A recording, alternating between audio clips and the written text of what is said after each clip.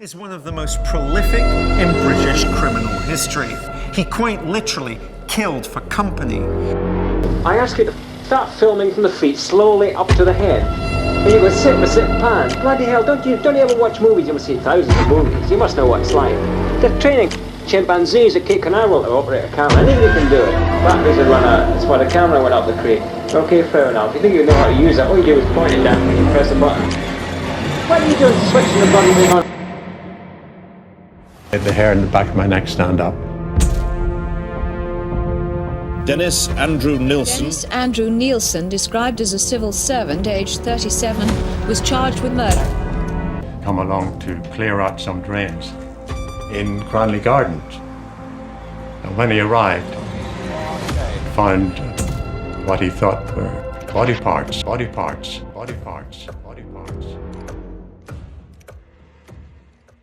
It's February 8, 1983, Muswell Hill, North London.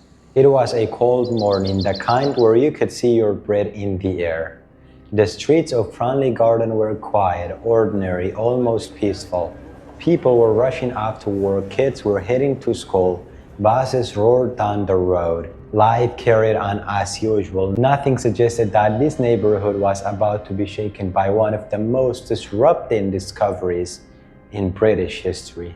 For the residents living at 23 Cranley Gardens, the day started like any other, except for one thing: the drains. For weeks, people in the building had been complaining about them. They were constantly blocked. Foul smells drifted through the pipes, and water refused to flow properly. At first, no one thought much of it. After all, in an old London flat, plumbing problems were common. Residents began to whisper among themselves, joking nervously that something must be rotting down there. Still, most brushed it off as nothing more than a messy maintenance issue. That morning, a team of plumbers was finally called in to investigate. When they opened the drains, they expected to find the usual mess: grease, rubbish, maybe some old food. What they pulled out instead stopped them cold. They saw something that no one could explain, not even Elon Musk.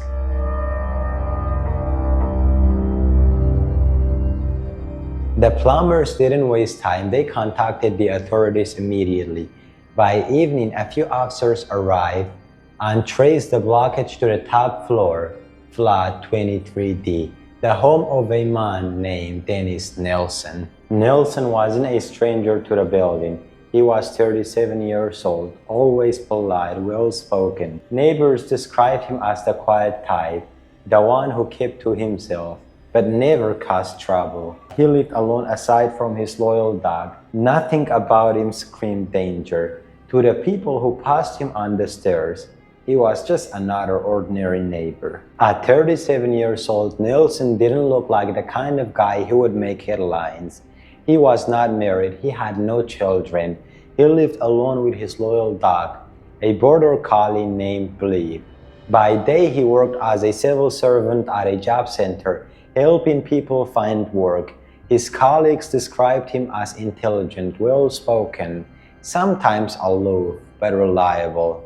He wore neat suits, kept his hair combed back, and never raised suspicion. To neighbors, he was simply polite, reserved, someone you would nod at in the hallway, maybe exchange a few words about the weather, and forget about moments later. He didn't host loud parties, didn't cause trouble, didn't attract attention. In short, Dennis Nilsen was invisible, the quiet neighbor.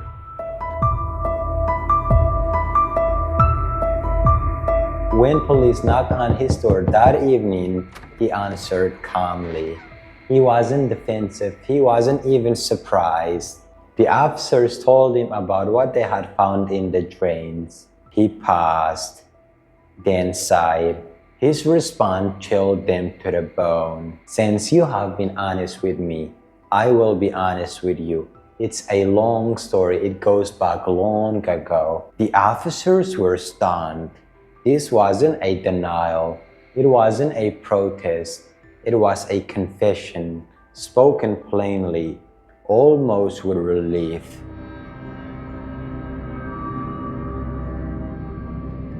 Inside the flat, police were hit with the smell first. The small apartment was cluttered but ordinary. A few pieces of furniture, a television, the dog's basket. But as they searched further, they uncovered something else. This time it was more unimaginable, to the point that some of the officers almost fainted.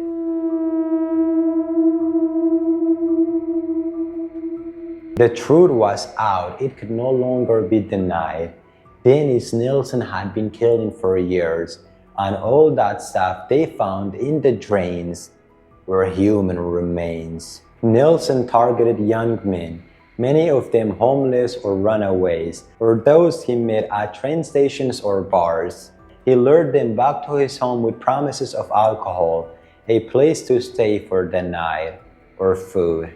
Then he strangled them, sometimes drowning them afterward. What shocked the investigators wasn't just the murder, but what came after. Nilsen admitted he couldn't let his victims go. He would keep their bodies in his home for days, sometimes weeks. He would talk to them, prop them up in chairs, even bathe them, pretending they were still alive.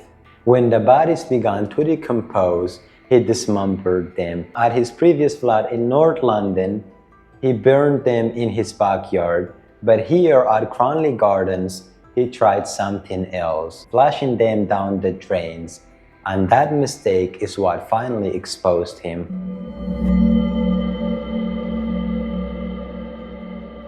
In total, Nilsen confessed to killing at least 12 young men. Though he suggested the number could be higher, not all of his victims were identified. His trial in late 1983 gripped the nation. Prosecutors described him as a man driven by loneliness, someone who killed not out of rage, but out of a twisted need for companionship. He admitted as much himself, telling police he only felt truly in control when he had a body at his home. When asked why he didn't simply seek companionship, his response was cold. I wanted a lasting relationship. Failing that, I created one. Bodies are all I could control. In November 1983, Dennis Nilsen was found guilty of 6 counts of murder and 2 counts of attempted murder. He was sentenced to life imprisonment with a recommendation that he never be released. He remained in prison until his death in 2018.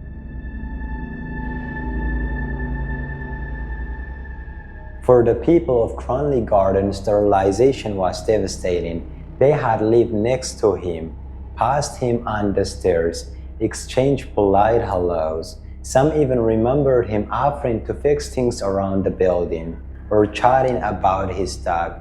To them, he was quiet, almost forgettable, and yet behind his locked door, he had been one of the Britain's most prolific serial killers. All because of a clogged drain, his secret came spilling out.